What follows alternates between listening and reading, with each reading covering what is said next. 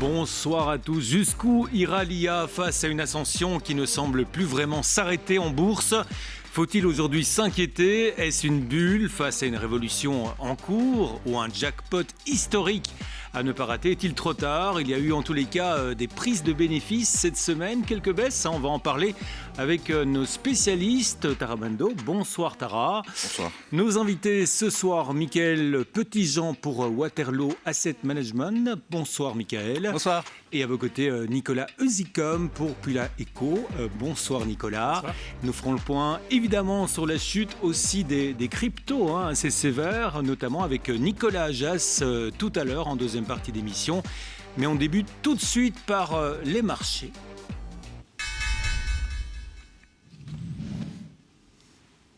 Et des marchés plutôt en baisse. On va commencer par l'Europe. On rejoint Nicolas Deltour depuis Belfius à Bruxelles. Semaine riche également en Europe en termes de publication de résultats. On a bien commencé avec Philips qui a affiché de très bons résultats avec un chiffre en hausse pour son chiffre d'affaires en hausse de 3%, surtout en Amérique où l'activité est vraiment bonne. L'activité qui tire le plus pour le moment les résultats de Philips, c'est le Connected Care, donc ce sera certainement à suivre pour les mois qui viennent. Plus proche de nous, toujours lundi, Montea, publié de très bons chiffres, avec un bénéfice en hausse de 8% sur les 3 premiers trimestres, donc confirmation des objectifs. Bref, ça a plutôt rassuré les investisseurs, contrairement à Bipost mardi, qui a affiché des résultats pour le 3e trimestre franchement décevants, une perte nette de 34,6 millions d'euros. La filiale 3PL, qui normalement devait délivrer un résultat positif, perd une dizaine de millions. Les dettes restent élevées. Bref, le titre a vraiment déçu et décroche. Décrochage également de Novo Nordisk, qui a à nouveau réduit ses prévisions pour cette année. Et puis surtout, les analystes craignent la surenchère autour du rachat de Metsera. On sait que Novo Nordisk est en compétition pour acheter cette société et donc le cours est toujours dans ses plus bas si vous regardez l'évolution sur les derniers mois. AstraZeneca, par contre, a bien progressé. En tout cas, son 3e trimestre et les 9 premiers mois de l'année sont plutôt bons. Donc, bon accueil. Très, très bon accueil d'Engie qui a relevé sa prévision de bénéfices. Le cours s'est littéralement envolé toujours ce jeudi, contrairement à Air France KLM qui a affiché une des pires performances sur la session de jeudi. Les résultats trimestriels sont très décevants, donc chute du titre. Vendredi, Proximus a également confirmé une contraction de son chiffre d'affaires, contraction de 5,4%. Ça a tiré évidemment le titre vers le bas qui a perdu plusieurs pourcents en cours de séance. La semaine prochaine sera également intéressante. On suivra en début de semaine Vodafone et puis surtout Porsche Holding qui donnera un trading update. Et évidemment, Porsche est très suivi vu l'évolution et les actualités de ces derniers mois. Donc très suivi par les analystes. Le 12 novembre, on aura ABN AMRO, on aura Bayer, on aura RWDE et puis surtout le 13 novembre, jeudi, journée très très riche. Alors côté belge, on aura Agfa notamment, Agfa Gewart qui publiera ses résultats trimestriels. On aura Alstom, on aura DEME, on aura KBC, Nixoa, Siemens et Eiffage. Donc pas mal de choses à suivre et à lire ce jeudi. Et on clôturera la semaine avec Allianz qui donnera ses publications trimestrielles. On sait que le secteur financier en Europe va plutôt bien. Allianz est un des poids lourds, donc on verra un petit peu ce que ça donne. Voilà, merci à Nicolas Deltour depuis Belfius à Bruxelles. On va maintenant se rendre aux États-Unis. On va rejoindre Peter Tuchman. On le disait, il y a eu notamment des prises de bénéfices, des baisses dans la tech. Peter, que l'on a joint à 18h heure belge. Il est donc midi là-bas aux États-Unis. Peter qui nous répond juste avant d'aller à la cantine. Maybe we may be at a short-term high in the stock, right? When you have a stock that's up 150 and 200%, and you have blowout earnings, what is it that could take the stock any higher? The valuation is super robust and super strong. And so it's like a buy the rumor, sell the news. When a stock runs up into earnings, and then you have good earnings, right? What could the stock do to get people to even take it even higher? No, they're going to make a sale and take profits on that position. So just because a stock goes down, I would rather be looking at the solid earnings than the fact that the stock goes down. The market is a very complicated place. You know, we will very often have really bad earnings and reasonable guidance, the stock goes up. Just as many times as you have great earnings and the stock goes down. There's so many different players, so many different derivatives. People are playing options against it, people playing next day options. There's so much going on. ETFs, it's in the S&P, it's in the NASDAQ. So I wouldn't read too much into that and even go immediately to the fact that it's a bubble. There's nothing about it that's bubble-ish. Why is the market pulling back? The pullback is very short. I mean, we can't suddenly, mainstream media loves to tell this story. They're dying to find a reason to say that we're in the middle of a catastrophe. But all you have to do is weigh the probability. We've been going up. We've had 42 record closes in 2025. The market has had every possible thing thrown at it in 2025. A new administration, 2 global wars, tariffs, interest rates, all that, and yet it continues to go higher. You have a couple of days. You have to realize also that mutual funds and hedge funds shut their books. A lot of them shut their books at the end of October to protect whatever profits that they had for the year. That also impacts what happens in November, okay? Right? You realize that if I'm a hedge fund and I'm tracking the S&P and I'm up 20%, and now we have the Federal Reserve Bank saying that December cut is not a surety, and I'm in a lot of names that are very interest rate sensitive, why am I going to risk a great year? We are now going up again. So what I described to you was after 1 month, the market did not engage the negativity around the government shutdown. People are now going without food stamps. People are going without jobs and paychecks.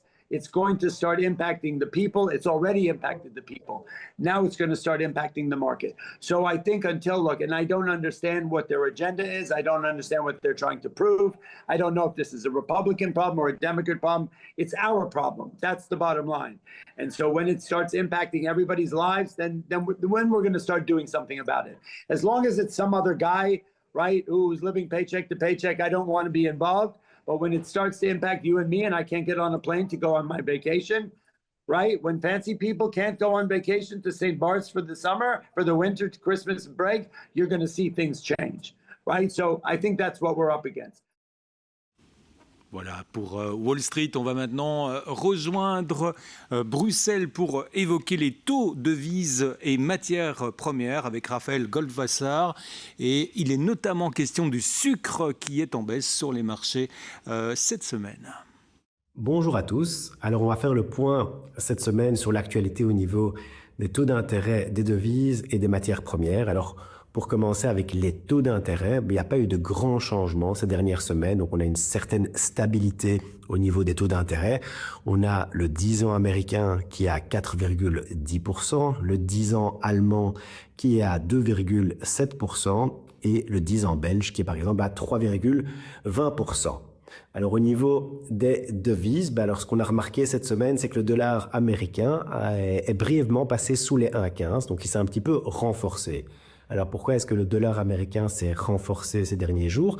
La réponse est aller chercher du côté de la Fed, c'est-à-dire que le marché estimait pratiquement à 100% que la Fed va baisser ses taux d'intérêt lors de leur prochaine réunion qui est prévue le 10 décembre. Mais certains responsables de la Fed ont un petit peu tempéré cette décision en disant que peut-être ce n'était pas certain qu'ils allaient baisser les taux d'intérêt. Alors au niveau des matières premières, il y a toujours, on va parler de l'or, qui avait eu un record dans les 4 370 $ le 17 octobre, mais depuis l'or s'est replié d'à peu près 8%. On est toujours aux alentours de 4 000 $ l'once. Et cette semaine, on va faire un petit focus un peu particulier sur une matière première agricole un petit peu moins suivie, c'est le sucre. Le plus haut du sucre, c'était en 2011 et depuis, le prix du sucre a baissé de à peu près 60%. Cette année, le prix du sucre baisse par exemple de 33%. Donc c'est quand même une belle baisse. Et alors pourquoi est-ce que le prix du sucre a tellement baissé ces derniers temps? La réponse est aussi à aller chercher du côté de la surproduction mondiale. Donc il y a trop d'offres dans le marché, à savoir que de plus en plus de consommateurs souhaitent avoir une alimentation un petit peu moins sucrée. Donc le prix du sucre est quand même nettement moins cher. Alors quand on voit que le prix du café, lui, a terriblement augmenté ces derniers temps, ça permet d'avoir une facture un petit peu moins salée pour ceux qui aiment bien prendre un café avec du sucre. Voilà, c'est sûr que pour le consommateur final, la baisse du sucre, c'est peut-être Une bonne nouvelle, un peu moins pour leur santé. Nicolas Euzikov, voilà, on a entendu tous nos analystes en Europe, à Wall Street, également aussi pour les taux de devises et matières premières. Vous, comment vous positionnez un portefeuille idéal dans ce contexte actuel? Écoutez, dans ce contexte, en fait, on continue d'être surpondéré sur les marchés actions. On l'a vu récemment sur les résultats du troisième trimestre. Pour le moment, il y a plus ou moins 95% des sociétés du S&P 500 qui ont publié leurs résultats. C'est assez intéressant de voir à quel point ces résultats sont bons. Peter le disait, 42 records Wall Street en 2025, malgré la baisse cette semaine. Oui, c'est clair. Vous regardez la croissance des bénéfices des sociétés américaines, elle est à plus de 10%. La croissance du chiffre d'affaires est à plus ou moins 8%. Et la majorité des secteurs ont eu tendance à publier des chiffres qui étaient meilleurs qu'attendus. Il ne faut pas oublier qu'on est aussi dans un environnement où la Réserve fédérale a déjà recommencé à couper ses taux. Donc elle l'a fait le mois précédent. On s'attend davantage de baisse de taux pour les prochains mois. Ça, c'est bon pour les marchés actions, alors. Tout à fait. Les marchés à risque. Oui, tout à fait. Et puis, on a aussi, c'est vrai, ce pic d'incertitude par rapport aux tensions commerciales, notamment au niveau des tarifs douaniers, qui semble quand même derrière nous par rapport au niveau très élevé d'incertitude qu'on avait eu en avril. Rappelez-vous, lorsqu'on a eu cette correction de marché, il y a eu plusieurs partenariats qui ont été signés, le dernier étant typiquement avec la Chine. Et donc, c'est vrai qu'on est plutôt à surpondérer les marchés actions. Par contre, c'est vrai que c'est intéressant d'avoir quand même une diversification au sein de notre exposition, typiquement vers d'autres régions que aussi uniquement les États-Unis. Oui, parce qu'on va en parler maintenant. Il y a un risque. On parle d'un risque quand même de bulle, en tous les cas de crainte sur la tech. Oui, tout à fait. On en parlera tout à l'heure. Donc une région, par exemple, qu'on surpondère actuellement, c'est les pays émergents, qui bénéficient d'un rebond quand même assez phénoménal des actions chinoises depuis le début de l'année, qui profitent notamment de l'intérêt pour l'intelligence artificielle, qui ne se trouve pas uniquement du côté des valeurs américaines, mais également vers d'autres valeurs asiatiques. Et également les marchés émergents qui profitent d'un dollar qui faiblit, ce qui est clairement le cas depuis le début de l'année. Ouais. Mickaël Petitjean, est-ce qu'il y a tout de même un peu de scepticisme après tous ces records? Voilà. Comment vous analysez cette semaine où on a vu quand même ces 1000 milliards de dollars de valorisation qui sont partis dans la tech cette semaine? C'est quoi? C'est des prises de bénéfices? C'est un risque? Il faut savoir que les actions quand même tech étaient valorisées un peu à la perfection, comme on dit. Elles ont dévissé, le Nasdaq, si vous voulez, par rapport à son plus haut niveau et a chuté de 4%. Donc, ce n'est pas non plus quelque chose de totalement inhabituel. Sur le Nasdaq, c'est une bourse qui est quand même relativement volatile. Donc, il n'y a rien d'anormal dans ce qui se passe. Il faut simplement effectivement constater que des entreprises qui avaient annoncé des très bons résultats, on appelle ça donc des résultats qui sont, par exemple, supérieurs d'un écart type par rapport à ce qui est attendu. Donc, ça veut dire vraiment des très très bons résultats. On a vu effectivement que la réaction sur les marchés en termes de rendement attendu le jour d'après avait été relativement décevante, cette réaction. On avait enregistré une chute de 0,3%, alors qu'en moyenne, généralement, quand on a de tellement bonne surprise, on a une augmentation de 1%. Vous voyez, donc on a effectivement un marché qui doit un peu digérer la forte hausse. Et de notre point de vue, c'est pas non plus une mauvaise chose, vous voyez, parce qu'on avait chez Waterloo Asset Management. C'est pas une mauvaise chose. Oui, c'est pas une mauvaise chose parce que consolider le niveau où on est. Faut pas que ce soit trop haut, il ne faut pas qu'on aille trop haut trop vite. Vous voyez, donc on avait un objectif à 6006 au mois de septembre. À un moment donné, on était déjà arrivé à 6009. Et aujourd'hui, on est redescendu en dessous de 6008. Donc c'est pas mal cette pause, sachant que nous, on a un objectif maintenant pour la fin de l'année de 7000. Donc vous voyez, moi je trouve qu'il faut quand même digérer. Sur le SP500, 7000 points. On a relevé ça à 7000 points en septembre et on était assez surpris de voir que ça montait très très très vite. Là, il y a une pause. On s'y attendait un peu, on va dire, parce que quand on voit la progression des cours, elle était quand même assez rapide. Et quelque part, la première réaction un peu frileuse du marché, ça a été quand Powell a fait comprendre que la deuxième baisse là, en décembre n'allait peut-être pas venir. Et donc là, c'est un peu... Le Nasdaq plus 126% en 3 ans. Oui, c'est ça. Ouais, voilà. C'est quand même beaucoup. Maintenant, il n'y a pas que ça, quoi. Il n'y a pas que ce marché-là qui a pu progresser. C'est quand même un mouvement qui est plus large que la tech. Il faut quand même garder ça en tête. Oui, mais enfin, les 7 magnifiques capitalisent une valorisation énorme par rapport au reste du marché, Nicolas Hussicom. Oui, et c'est vrai qu'elles expliquent une grosse partie de la performance du S&P 500. Je pense que sur les 3 premiers trimestres de 2025, plus de 40% de la performance vient de cette magnifique. Maintenant, et on en discutera tout à l'heure lors du débat, mais elle constitue également, je dirais, la majorité de la croissance des bénéfices du S&P 500. Si on regarde par exemple sur les dernières années, les 10 dernières années en l'occurrence, vous regardez la croissance des bénéfices des Max 7, de cette magnifique, on est aux alentours des 20%. Comparer ça avec le reste du S&P 500, c'est plutôt 5%. Donc c'est pas illogique non plus que ces sociétés prennent de plus en plus de place. Michael Petitjean, peut-être un petit mot sur l'Europe. Voilà, globalement, cette semaine, on était quand même plutôt en baisse également. Oui, l'Europe souvent suit un peu ce qui se passe aux États-Unis. Donc ce n'est pas non plus une trop grande surprise. La baisse des indices est assez alignée à ce qu'on a observé sur les S&P 500. En fait, on a plus ou moins une chute de 2,5%. Donc il n'y a rien d'anormal sur le plan du marché européen. Prise de bénéfices logique. Voilà, prise de bénéfices logique en ligne avec ce qu'on observe aux États-Unis. Il faut savoir aussi que la situation macro est un peu moins mauvaise que prévu. Voilà, donc on a des résultats notamment pour la France qui sont un peu meilleurs que prévu, ou moins mauvais que prévu. Donc la situation se stabilise. Maintenant, encore une fois, la zone euro, le marché européen reste de notre point de vue quand même malgré tout intéressant parce qu'il est bien meilleur marché qu'aux États-Unis. Donc il y a une forme de complémentarité entre les deux. Est-ce que vous voyez ça aussi souvent chez vous? Pas mal de gestionnaires, mes collègues aussi le voient. Quand on regarde, Peter le disait, on est novembre. On a fait souvent, on a une performance sur un portefeuille à 2 chiffres. On a 12, 13, 14, 15, 16, 17%.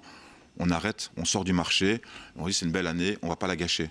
Alors nous, en tout cas, c'est une approche qu'on essaie de ne pas prendre. Donc, essayer de timer le marché, je pense que c'est un exercice qui est les plus ardus. On peut regarder simplement... Ou alléger les positions. Alléger les positions, prendre du profit, essayer de réinvestir dans des autres zones géographiques. C'est ce qu'on voit maintenant, c'est des prises de bénéfices, certainement. Oui, voilà. Arbitrer alors.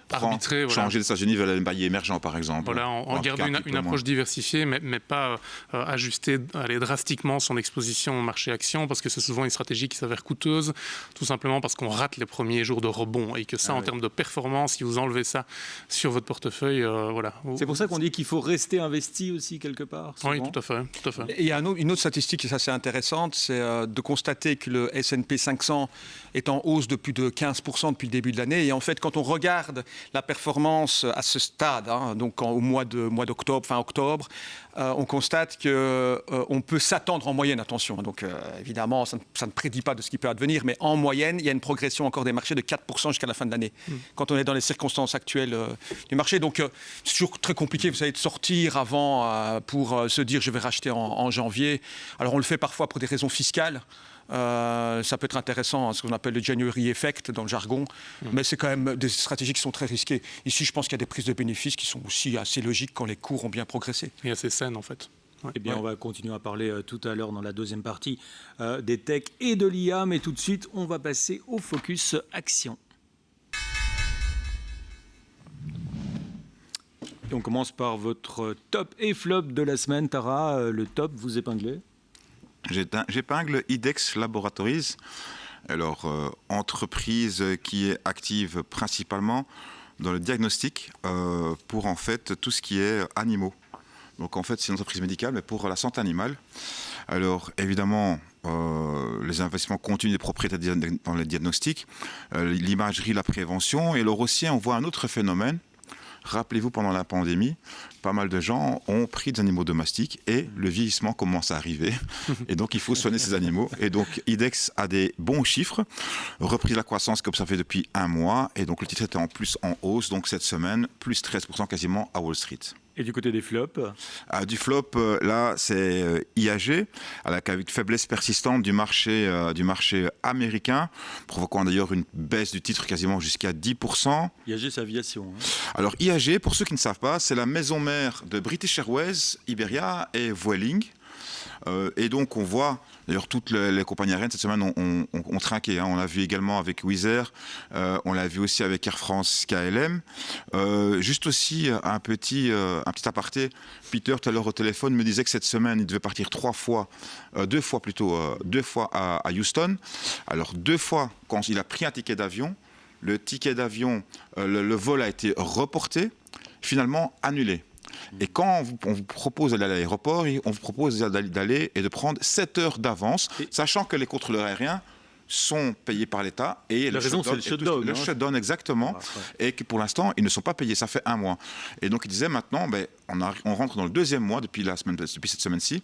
Et donc, on risque de voir des contrôleurs aériens devoir changer d'activité, prendre un 2e job ou un 3e job pour payer leur crédit hypothécaire ou d'autres choses de ce genre, tout simplement de manière alimentaire. Et donc, ça commence à resserrer les vis du côté américain au niveau aérien. Et les États-Unis sont un pays où il y a beaucoup de vols. Donc on risque de le sentir, Nicolas. Oui, shutdown qui complique la vie aussi des banquiers centraux aux États-Unis, parce que vous avez toute une série de données économiques en fait qui ne sont plus publiées ou alors publiées en retard. C'est le cas typiquement des données sur le marché de l'emploi, avec le taux de chômage et le nombre de jobs qui sont ajoutés mois par mois. C'est quand même une donnée très importante pour la Réserve fédérale, parce que le marché du travail commence à montrer des signes de ralentissement, et c'est une des raisons pour lesquelles en fait la Réserve fédérale pourrait continuer à baisser les taux. Donc ça va pas être si évident d'être un banquier central aux États-Unis pour le moment. Ouais. Et on va passer au Focus Action. Tara, vous nous parlez cette semaine de Michael Burry, l'homme qui avait prédit la crise immobilière de 2008. Il a misé en fait sur la perte de Nvidia, c'est ça ? Oui, alors rappelez-vous, ceux qui ne l'ont jamais vu, je vous conseille de le revoir, enfin de le voir plutôt, le film The Big Short. Donc Michael Burry, c'est un trader qui travaille pour un fonds spéculatif et qui donc avait remarqué en fait qu'il y avait vraiment une erreur dans le marché et que là il y avait une crise immobilière qui se pointait à l'horizon. Ici maintenant, il avait anticipé la crise des subprimes en 2008. Il refait parler de lui parce qu'on a vu, on a accès à des documents, vous savez, officiels, le gendarme de la bourse américaine, la SEC, il faut remplir des documents. Et alors on a ses positions pour son fonds qu'il gère, le fonds Sion Asset Management. Quand on regarde le document qu'il a rentré, en fait, on voit qu'il a parié sur une chute imminente. Je l'ai entouré en rouge. Non, c'est pas entouré ici, mais on le voit. Il y a deux titres particuliers sur ce document. C'est donc Nvidia et Palantir avec des options put. Ça veut dire qu'en fait, ils croient que ces 2 titres vont baisser. Nvidia, c'est le leader mondial des puces d'intelligence artificielle. Et alors Palantir, c'est le géant d'analyse de données et partenaire du gouvernement américain pour la défense. Donc il mise clairement, lui, sur une chute ici. Alors lui, il voit une bulle IA prête à éclater. C'est d'ailleurs le thème du débat qu'on va aborder tout de suite. Alors il a écrit sur son réseau social X, que parfois on observe des bulles. La seule stratégie gagnante est de ne pas jouer. Mais là, il a quand même joué, il a quand même misé pour quasiment un sous-jacent de plus d'$1 milliard. Je rappelle que pendant la crise de subprime, je crois qu'il a pris $100 millions. Ouais, à suivre donc, et on va en parler justement juste après la pause. Les dépenses d'investissement, les capex colossales de la tech commencent d'ailleurs à inquiéter les investisseurs, qu'il s'agisse de Gemini d'Alphabet, de Copilot de Microsoft ou de la superintelligence de Meta. Que faut-il en penser, face au risque d'une bulle ? On en parle juste après la pause.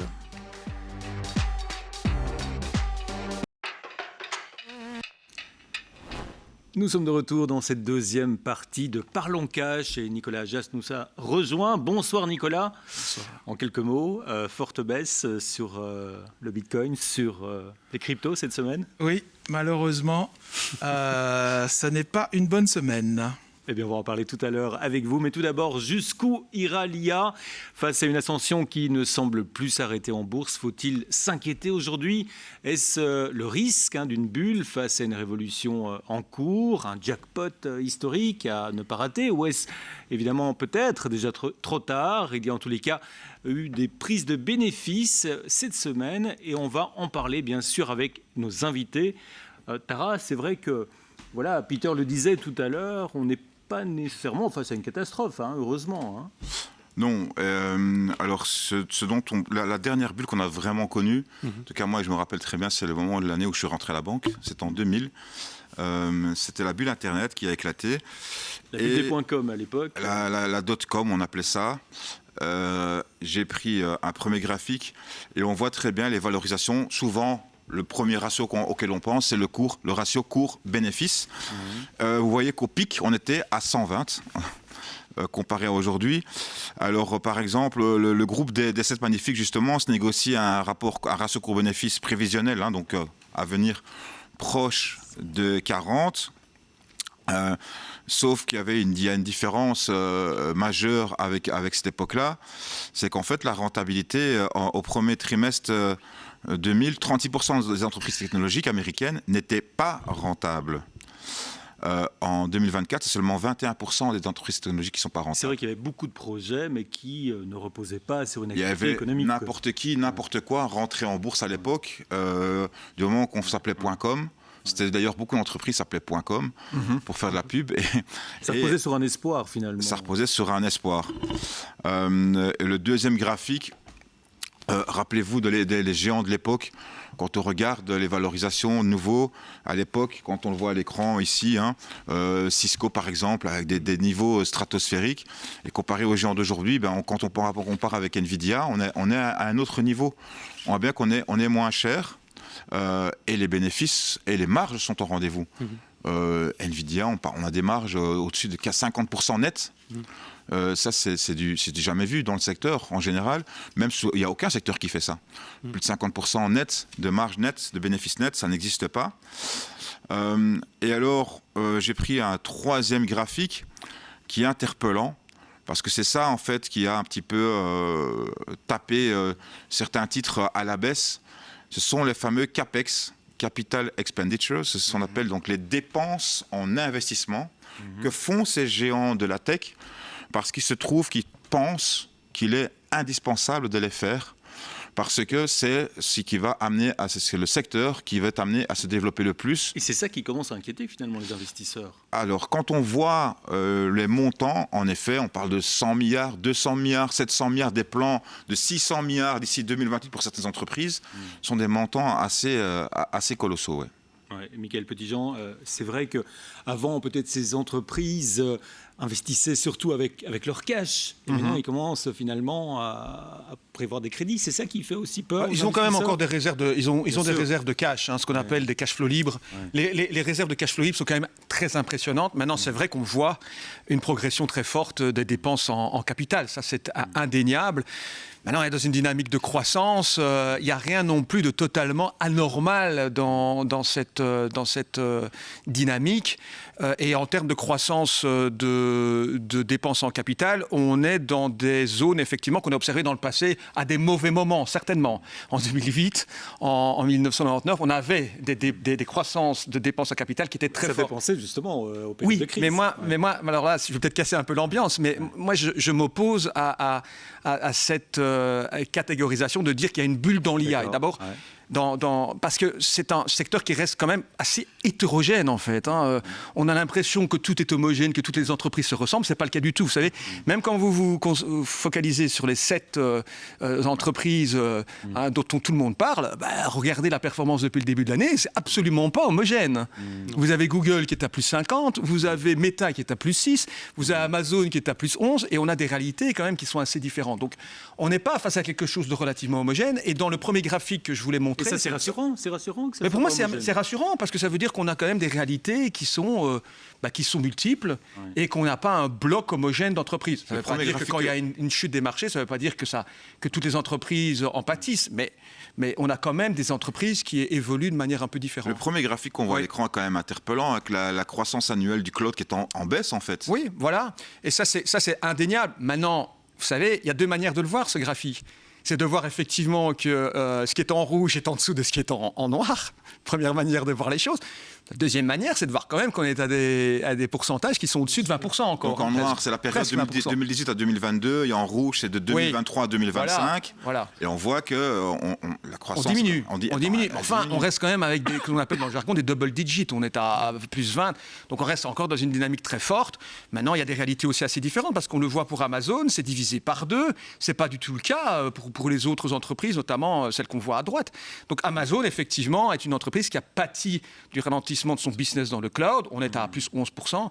Et on a donc des réalités assez différentes sur le business du cloud, qui est effectivement importante. Maintenant, quand on regarde l'évolution de la tech depuis la mini-crise bancaire qui avait affecté le secteur régional, c'était le deuxième graphique, eh bien là, on voit effectivement que la tech a très bien progressé parce qu'on a une augmentation de 119%. Vous voyez, on est passé d'une base 100 à 219. Voilà, on voit ce graphique. Progression de 119% en l'espace, on va dire, de un peu plus de 2 ans et demi. C'est une très belle progression. Mais encore une fois, il n'y a pas que la tech qui a progressé. La deuxième courbe en blanc qu'on voit là, c'est les grandes banques américaines. Il n'y a pas plus traditionnel que ça. Et on a une progression de 78% en l'espace de 2 ans et demi, vous voyez. Et le Nasdaq 100 est juste derrière. Par contre, on voit effectivement que c'est la MSCI World qui est juste derrière en termes de performance. Par contre, effectivement, la Chine a déçu. Par contre, les banques régionales américaines ont déçu. Donc, on a 2 réalités assez différentes. Mais encore une fois, la tech, si vous voulez, la performance, elle s'explique aussi par les marges bénéficiaires. Ça, c'est le 3e graphique, qui sont quand même aux États-Unis beaucoup plus élevées que dans le reste du monde. On a des marges bénéficiaires aujourd'hui aux États-Unis qui sont historiquement élevées. On est à 14%. Hein. Je commence avec ma myopie à souffrir un tout petit peu, mais on est à plus ou moins à 14%. Et dans le monde hors États-Unis, on est à 10%. C'est votre graphique, hein, je tiens à le rappeler. Oui, c'est bien. C'est vous qui avez écrit petit. Hein. Voilà, mais bon, la vue, ça ne s'améliore pas avec l'âge. Donc, mais on voit que les marges ont bien progressé donc, depuis la crise financière des 2 côtés, que ce soit US et monde hors US. Okay, il y a 4 points de différence. Il y a quand même 4 points de pourcentage. C'est quand même très important. 10% pour les entreprises du monde de marge bénéficiaire attendue, alors que les États-Unis, on a 14%. Oui, voilà. Et donc, il faut quand même... Il y a une réalité derrière qui est quand même réelle. C'est-à-dire que le marché américain offre des opportunités en termes de marge bénéficiaire qui sont meilleures qu'aux États-Unis. On paye plus cher, effectivement. Il n'y a pas de free lunch, il n'y a pas de repas gratuits. Mais il n'y a pas du vent comme dans les dot-com où c'était du vent. Toutes les entreprises faisaient des pertes. Ce n'est pas le cas aujourd'hui. Nicolas le signalait dans le graphique que vous avez apporté. Vous montrez clairement que les 7 magnifiques dominent quand même la pondération, le poids des 7 magnifiques est de plus en plus important dans les SP500. Comment est-ce qu'on peut expliquer ça en fait? Bien sûr, ces sociétés performent, prennent de plus en plus de place tout simplement parce que leur capitalisation boursière s'agrandit. Et donc c'est vrai que quand on regarde par exemple le top 10 maintenant du S&P 500, on est à 40%. Donc c'est clair qu'il y a une certaine concentration dans le marché américain. C'est notamment pour cette raison qu'il faut typiquement essayer de se diversifier en dehors par exemple d'autres régions comme les marchés émergents. Je l'ai évoqué. Mais si ces sociétés prennent de plus en plus de place, on l'a déjà évoqué, c'est parce que fondamentalement, c'est pour des bonnes raisons. On a parlé des marges bénéficiaires, on a parlé de la croissance des bénéfices. Vous évoquiez tout à l'heure les CAPEX, qui sont, pour information, si on fait les CAPEX de Microsoft, Amazon, Meta et Alphabet, pour 2025, il y a des études qui estiment que ça devrait tourner en 300 à 350 milliards. D'accord. Et donc d'investissement. Donc c'est les dépenses d'investissement. Dépenses d'investissement, oui, en effet, dans l'infrastructure typiquement liée à l'IA. Et la majorité d'entre elles ont annoncé la semaine dernière, lorsqu'elles ont publié le résultat, que ces montants allaient continuer d'augmenter. Si on compare ces montants 2025 par rapport à il y a 2 ans, ça a doublé. Mais donc c'est vrai que c'est une certaine course à l'IA. Maintenant, le point positif vis-à-vis de ça, on a parlé du cash flow de société. Quand on compare les cash flows opérationnels par rapport au CAPEX, il y en a certaines qui ont 2 fois plus de cash flow opérationnel par rapport à leurs dépenses d'investissement. Donc fondamentalement, elles savent le financer majoritairement par du cash. C'est vrai, vous le disiez tout à l'heure, que certaines d'entre elles émettent de la dette. Ça a été le cas par exemple d'Oracle, de Meta, pour n'en citer 2. Mais majoritairement, ça reste financé par du cash. Alors on dit souvent aussi quand même que les arbres ne montent pas jusqu'au ciel. Est-ce que quand même il n'y a pas un risque de correction à un moment jusqu'où ça peut grimper? C'est tout à fait normal de voir de la volatilité dans un environnement où, on l'a dit, le Nasdaq par rapport au point le plus bas de l'année, donc c'est-à-dire post-Liberation Day après Trump, a fait plus de 50% de performance. Donc de la volatilité dans ce contexte, et il y a quand même un shutdown aux États-Unis qui brouille un petit peu les pistes d'un point de vue des données économiques et de la direction que la Réserve fédérale va prendre, ça peut paraître assez sain et on l'a évoqué tout à l'heure. Mais le point important, c'est qu'en termes de valorisation, on n'est clairement pas au niveau qu'on a connu à la fin des années 90. Quoi. Ouais, Mickaël Petitjean, comment se positionner aujourd'hui? Certains vont dire c'est trop tard peut-être. L'année passée, on avait la peur de manquer le train. Est-ce que le train n'est pas déjà passé? Est-ce qu'on n'est pas déjà sur des actions très très chères finalement? Vous savez... On le dit toujours, ça. On dit toujours que c'est trop cher, que le train est déjà passé. Et c'est vrai. Il y a un moment où c'est vrai, quand même. Mais il y a des moments où, effectivement, c'est vrai, il y a des corrections. Mais vous savez, les corrections, il faut les considérer comme des opportunités d'achat.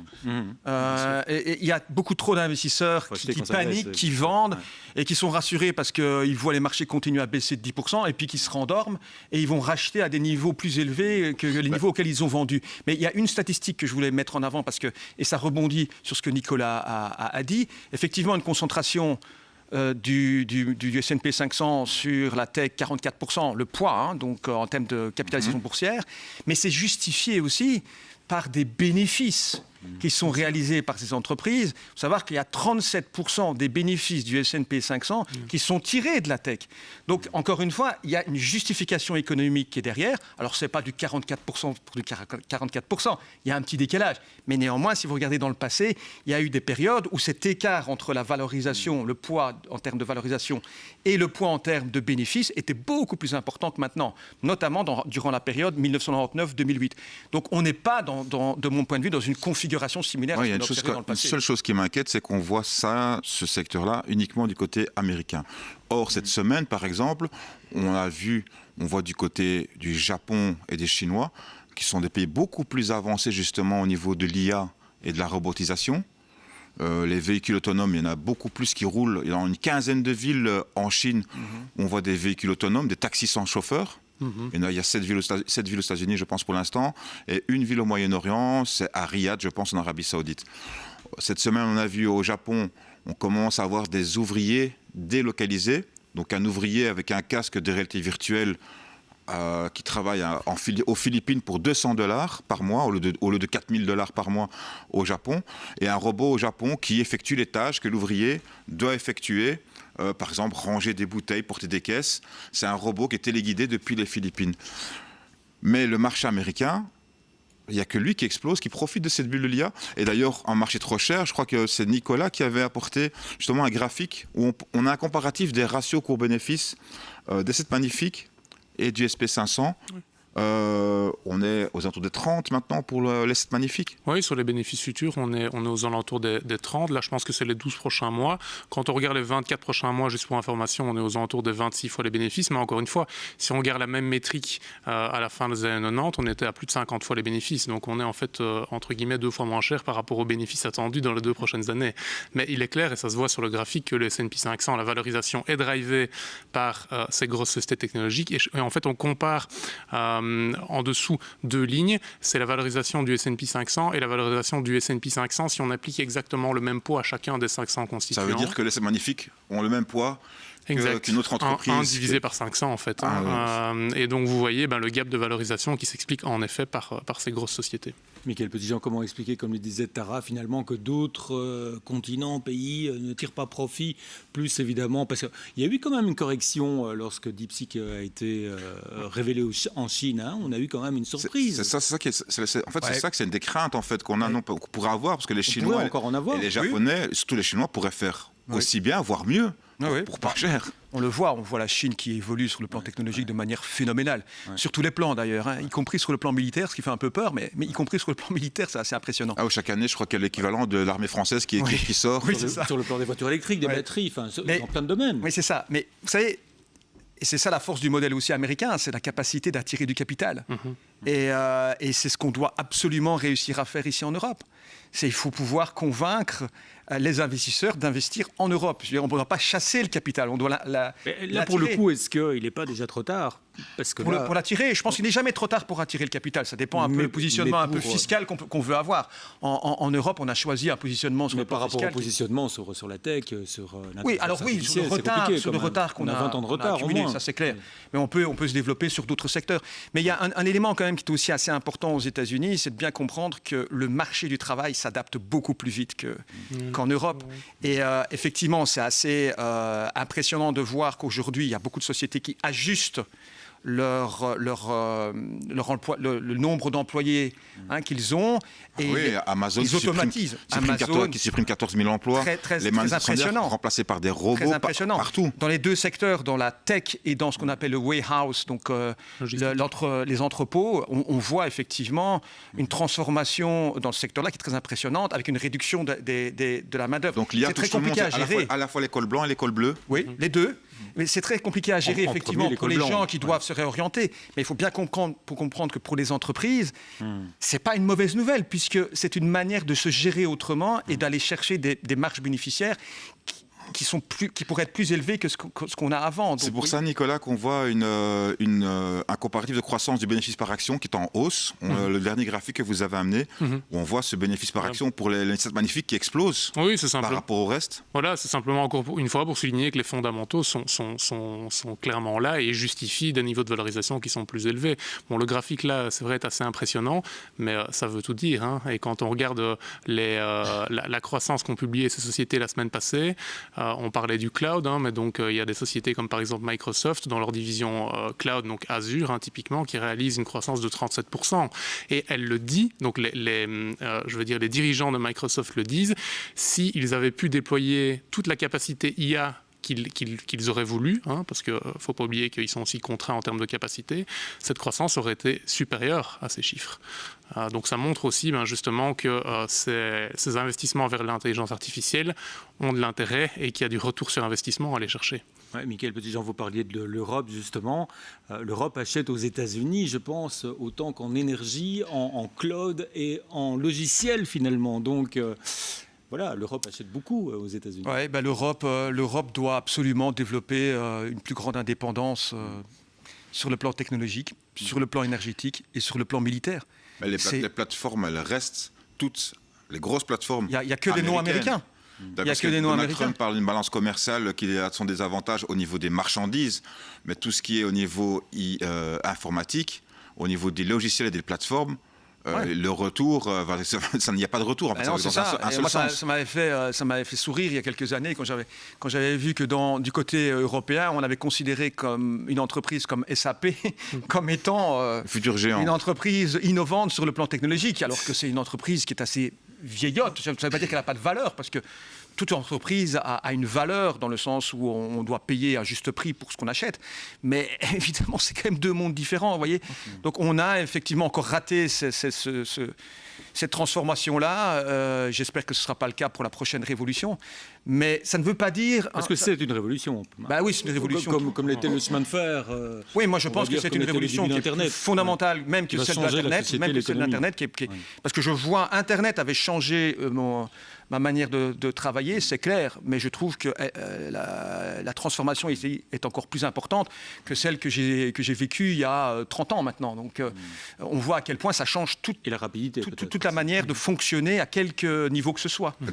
Détection, par exemple, de cancer au niveau médical, qui se fait mieux, le robot ou l'IA le fait mieux tout seul plutôt que l'IA et un médecin. Donc c'est beaucoup plus précis que l'IA travaille toute seule plutôt que l'IA soit aidée par un médecin, par exemple. Oui, et tout est une question de ce qu'on met sur la table. C'est vraiment ça qu'il faut garder en tête. C'est-à-dire qu'il ne faut pas payer trop cher ce qui est prometteur et il ne faut pas galvauder ce qui est moins porteur en termes de croissance, vous voyez. Donc tout est une question du prix que l'on paye et il faut quand même être raisonnable au niveau des PE, donc des rapports court-bénéfice. Donc pour moi, pour l'instant, 23 sur le marché américain en termes de PE, rapport court-bénéfice, sur les S&P 500, ça peut être soutenable, vous voyez. C'est pas encore des niveaux qui sont anormalement élevés. Nicolas Gigob, pour conclure. Non, je partage tout à fait cette opinion. Donc, les États-Unis continuent à montrer une croissance très importante et donc c'est une région qui est clairement intéressante à regarder en portefeuille, mais il est vrai quand même qu'après un rallye, comme on l'a vu, on peut se diversifier également vers d'autres régions. On parle juste pour ceux qui sont intéressés, qui voulaient investir dans OpenAI. L'introduction en bourse ne sera pas avant mi-2026. Et on parle déjà des plus grandes introductions en bourse depuis Aramco. Le leader n'y est pas encore finalement. Le leader occidental. Je rappelle pour tout ce qui est plateforme technologique, en Asie, particulièrement en Chine et en Inde, ils utilisent d'autres plateformes. Ce n'est pas Amazon, ce n'est pas Meta, ce sont d'autres plateformes. Et bien voilà pour l'IA. On aura évidemment encore beaucoup l'occasion d'en reparler dans cette émission. On veut parler tout de suite des cryptos.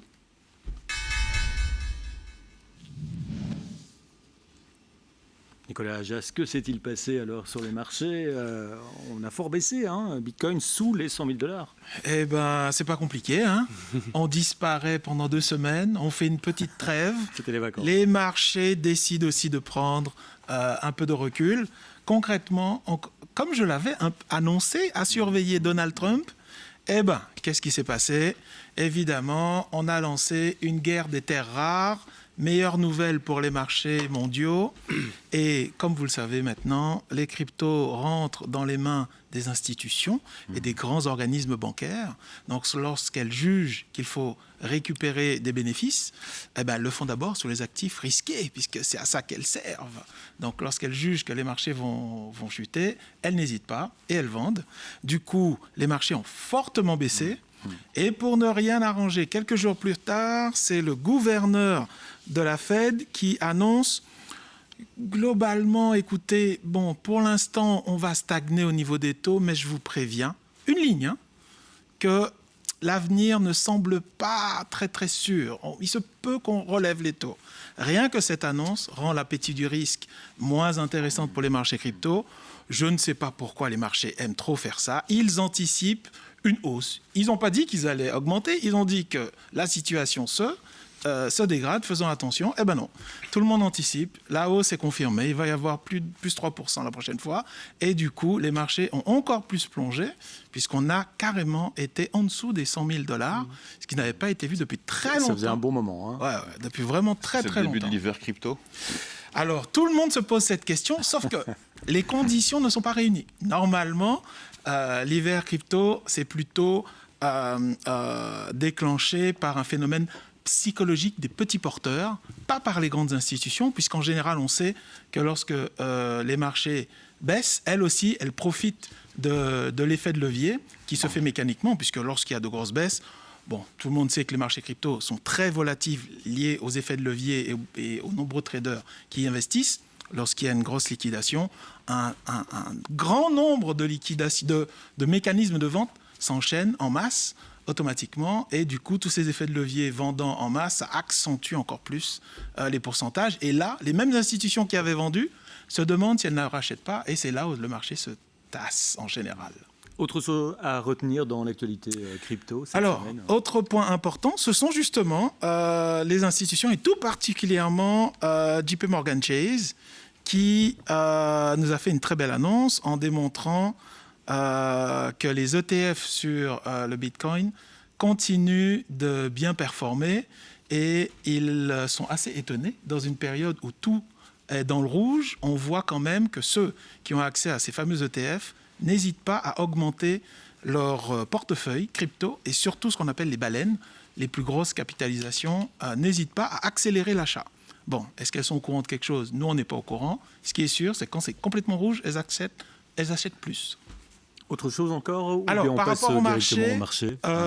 Parlons directement des marchés. Donc, au niveau actuellement, le Bitcoin se négocie aux alentours des 100 000 $. En fait, on est à 102 000 et des poussières. Je vous rappelle, lorsqu'on s'est quitté la dernière fois, on était plutôt dans la bande des 115, 130. Juste comme ça. Là, on est plutôt dans la bande des, si on a de la chance, 85 à 110. Donc, vous voyez, on a très fortement baissé. Il y a un gros 10% qui s'est évaporé.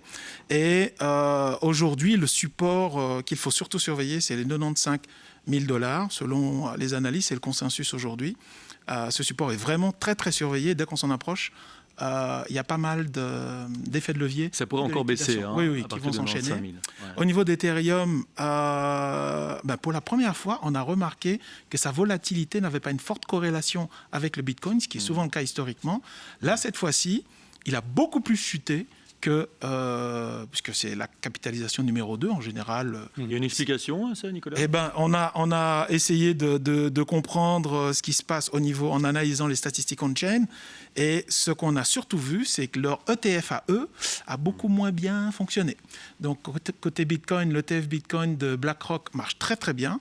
Celui de, je ne sais plus c'est quoi le nom de l'institution, sur Ethereum, marche beaucoup moins bien. Bon, tout le monde n'a pas la force de frappe de BlackRock. Donc, clairement, je peux comprendre la différence. La crypto qui a bien performé cette semaine, c'est Ripple. Je pense que c'est la deuxième ou troisième fois qu'il revient comme bonne performance de la semaine.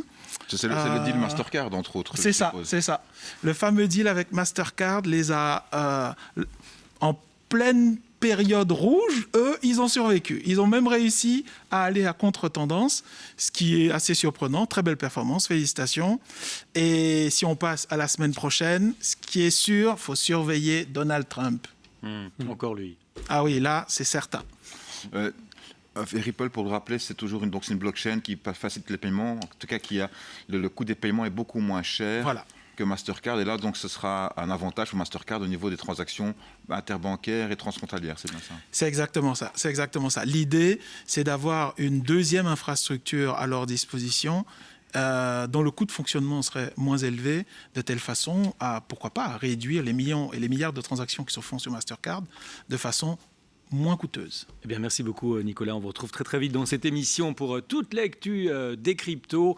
On marque une toute petite pause et puis on se retrouve juste après avec notamment la question du téléspectateur. À tout de suite.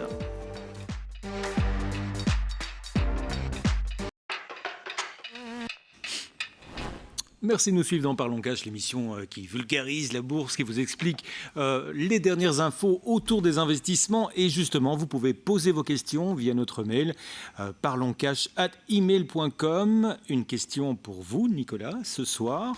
Elle nous vient de Élodie de Mons. J'ai du cash sur mon compte épargne, nous demande-t-elle. Je ne veux pas prendre de risques ou pratiquement pas. Quelles sont mes différentes options ?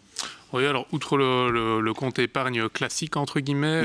Où les taux ne sont pas mirobolants. On a pris le comparatif des comptes épargne sur le guide épargne.be. Quand on regarde le taux de base, en général, il oscille entre 0,50 et 1,30 pour les meilleures banques.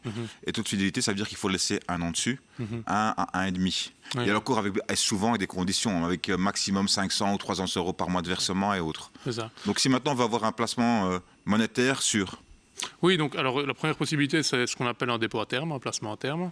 Donc en fait, le principe, c'est que vous déposez votre argent sur un compte à terme pendant une durée qui est fixée dès le départ. Donc ça peut être 1 mois, 2 mois, 3 mois, 6 mois. Il est bloqué, comme on dit, on peut pas le retirer. Oui, en effet. Donc ça d'ailleurs, c'est un des points d'attention, c'est que ça laisse peu de flexibilité, dans le sens où vous devez choisir une maturité et qu'en principe, vous ne pouvez pas casser avant le terme, ou alors si vous le pouvez, il faut faire attention dans les conditions, parce qu'il y a souvent des coûts liés à la rupture d'un dépôt à terme. Donc ça, c'est un premier point. Alors la deuxième possibilité, c'est un fonds monétaire. Donc vous investissez dans une SICAV qui elle-même investit dans des placements monétaires. Alors plus de flexibilité du coup par rapport à un dépôt à terme parce que vous pouvez vendre quand vous voulez. Par contre, quelques points d'attention. Donc souvent, la banque va charger des courtages à l'achat et à la vente au niveau de ces fonds monétaires. Des frais d'entrée ou des frais de sortie. Donc ça, il faut prendre ça en compte quand vous comparez par exemple le rendement affiché d'un fonds monétaire par rapport à un dépôt à terme parce que ça vient vite manger dans le rendement. Il faut savoir aussi qu'il y a des frais à l'intérieur de ces SICAV et ça peut varier d'une SICAV à l'autre. Donc là, j'invite typiquement à aller voir la fiche d'information du fonds pour attention vraiment aux frais, quoi. Oui, parce qu'à l'intérieur du fonds, potentiellement, les frais de gestion du gestionnaire vont être de 10, 20, 30 points de base. Ça dépend vraiment. Dans ces instruments-là, tu es fort utilisé quand les taux étaient très élevés, au-dessus de 5%. Maintenant, c'est beaucoup moins, je suppose. Oh oui, bien sûr, tout à fait. Oui, là, on tourne plutôt aux alentours des 2%, mais brut. Donc, et alors, peut-être une dernière solution, alors plutôt du côté obligataire. Donc, ce qui peut être aussi une option, c'est en fait d'acheter des obligations sur le marché secondaire sous le pair, qui ont en fait été émises il y a plusieurs années lorsque les taux étaient largement inférieurs au niveau actuel, voire même en territoire négatif. Et donc, ces obligations vont coter en dessous de 100. 96, 97, 98, 99%. Par exemple, et certaines d'entre elles, en fait, vont avoir un coupon qui sera très faible, voire inexistant. C'est ce qu'on appelle des zéro coupons. Dans ce cas-là, en fait, ce qui est intéressant, c'est qu'au niveau de la fiscalité, le coupon est précompté à hauteur de 30% en Belgique. Par contre, la différence entre le prix d'achat de l'obligation et le prix de remboursement, elle n'est pas fiscalisée. Donc ça permet d'avoir des rendements nets sur ces obligations qui se rapprochent assez fortement des rendements bruts qu'elles peuvent apporter. Un exemple, j'ai regardé juste avant de venir, si vous achetez une obligation de l'État français, on parle beaucoup de ça pour le moment, donc des OAT qui ne payent pas de coupon, donc une zéro coupon et qui arrive à échéance en février 2027, donc c'est un peu plus d'un an. Eh bien aujourd'hui, on l'achète à plus ou moins 97,5, ça vous fait un rendement annualisé en fait de plus ou moins 2%. Net. net. Alors évidemment, il faut prendre en compte les courtages aussi que vous pourriez payer à l'achat en fonction évidemment de vos conditions. Et là, il n'y a pas en plus, il n'y a pas de TOB si c'est souvent... Alors il y a une taxe sur réparation boursière de 0,12% à l'achat qu'il faut également prendre en compte. Néanmoins, un petit point d'attention, quand vous investissez dans des obligations qui n'ont pas de coupon, ce qu'il faut également regarder, c'est le prix d'émission. Parce que si le prix d'émission est inférieur à 100, en fait, la différence entre le prix d'émission et le prix de remboursement va être précompté. Donc ça aussi... Si ça a été émis sous le par, à 95 ou à 96 ou à 97... attention, on est précompté sur la différence, le bénéfice qu'on fait sur le cours. D'où l'idée de sélectionner des obligations qui ont été lancées en 2020-2021 par exemple, lorsque les taux étaient très bas et que donc ces obligations étaient émises au-dessus du par. Donc il y a des options, mais attention aux frais. Donc pour oui, conclure. Merci beaucoup Nicolas. On va passer tout de suite au dicton du jour. Et ce soir, c'est votre casquette de professeur, hein, Michael, oui, que vous mettez. Donc, vous nous rappelez en fait qui est John Bogle et le dicton en question. Oui, mais John Bogle, c'est un personnage quand même remarquable hein, dans le siècle qui est précédent. Il est mort à 90 ans et c'est en fait l'inventeur des fonds indiciels. Donc les fameux trackers, les fameux trackers, quelque part, qui sont venus un peu plus tard, mais les fonds indiciels au départ étaient réservés à des gestionnaires institutionnels. Des professionnels. Des professionnels, et puis ça s'est démocratisé. Mais John Bogle, en fait, a été formé à l'université de Princeton, d'ailleurs avec un autre grande figure qui était Burton Malkiel, qui a aussi défendu pas mal l'investissement à long terme. Et John Bogle a été effectivement aussi à la base de la société Vanguard, qui est une société américaine très connue, que peut-être le grand public ne connaît pas, mais c'est une société qui est encore aujourd'hui très active et qui est orientée vers les clients institutionnels. On le voit à l'écran là. Oui, voilà. Là on le voit un peu âgé, mais en fin de effectivement. Vie. Et son dicton, donc, c'est l'idée qu'une cloche puisse signaler aux investisseurs le moment précis d'entrer ou de sortir du marché. Et tout simplement illusoire, c'est quand savoir rentrer. C'est ça. L'idée, c'est vraiment l'idée que la cloche va sonner et que ce sera ce moment-là qu'il faut rentrer ou sortir. Qu'il faut rentrer ou sortir. Il dit c'est totalement illusoire. Ça s'appelle le market timing. Ça s'appelle le market timing. Et il dit même, il ajoute après dans son dicton, il dit, vous savez, moi je connais personne qui arrive à faire ça de manière cohérente pendant longtemps, et je ne connais même personne qui connaît quelqu'un qui peut le faire. Donc vous voyez, c'est encore une fois, c'est un peu lié à notre discussion de tout à l'heure. Oui, tout à fait. Vous savez, quand rentrer dans le marché, surtout quand sortir, et les gens sont toujours en train de scruter le moment pour sortir du marché, ils perdent une énergie dingue à essayer de trouver le meilleur moment pour sortir. Il nous reste d'ailleurs 20 secondes avant que la cloche de sonne. Donc l'idée, c'est de garder son sang-froid, et quand on a investi, on a un plan d'investissement et on essaie de le faire sur le plus long terme possible. À noter qu'il a écrit un super livre également. Oui. Le petit guide de l'investisseur. Investir avec bon sens. Avec bon sens, voilà. Eh bien, on restera là-dessus. Investir avec bon sens. Merci beaucoup Tara, Michael, Nicolas, d'avoir participé à cette émission que vous pouvez revoir tout au long du week-end et également sur notre site ln24.be. Excellente soirée à toutes et à tous.